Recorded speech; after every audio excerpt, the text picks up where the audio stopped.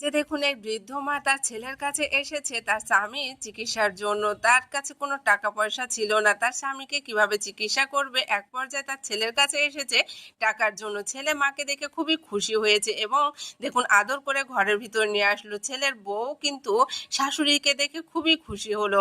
এরপর সোফায় যখন বসতে বললো শাশুড়িকে, তখন এই শাশুড়ি তার বৌমাকে বলল, মা আমি আজকে বসবো না, আজকে আমি বসতে আসিনি, তোমাদের কাছে এসেছি একটু সাহায্যের জন্য।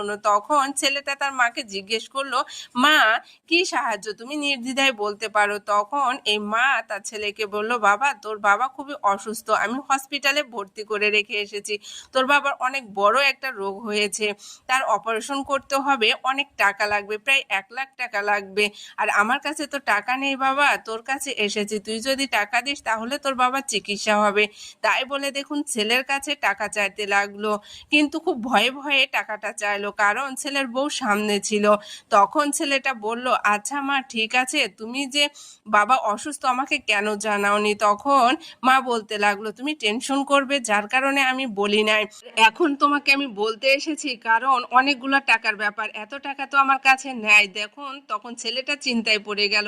আর যখন মা তার ছেলের কাছ থেকে টাকা চাইলো বাবা চিকিৎসার জন্য, তখন দেখুন ছেলের বউ রাগ করে চলে গেল। আর ছেলে তখন মাকে বলল, মা তুমি দাঁড়াও, আমি দেখতেছি টাকার ব্যবস্থা করা যায় কিনা।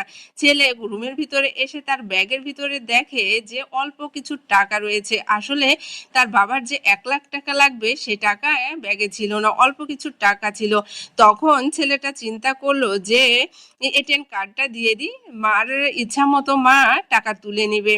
তাই বলে দেখুন এটিএম কার্ডটা টাকার ভিতর লুকিয়ে দিল, যাতে তার বউ না দেখতে পায়। আর তার বউ যদি দেখে তাহলে তার সাথে রাগারাগি করবে, এই জন্য দেখুন এটিএম কার্ডটা লুকিয়ে দিল এবং তার মার কাছে এসে বলল, মা আমার কাছে তো বেশি টাকা নেই, অল্প কিছু টাকা ছিল, এটাই নিয়ে যাও, বাবা চিকিৎসা করো এটা দিয়ে।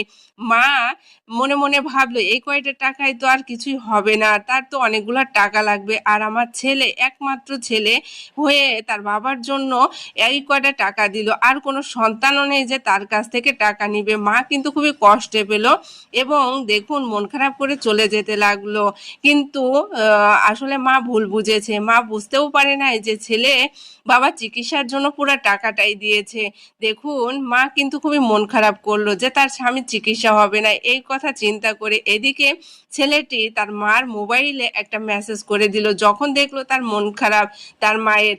তার এই মেসেজে লিখেছিল, মা এই টাকার ভিতরে একটা এটিএম কার্ড দিয়েছি, তোমার যত টাকা লাগে এই টাকা তুমি ব্যাংকে থেকে উঠিয়ে নিও আর বাবার চিকিৎসা করো। এটা যখন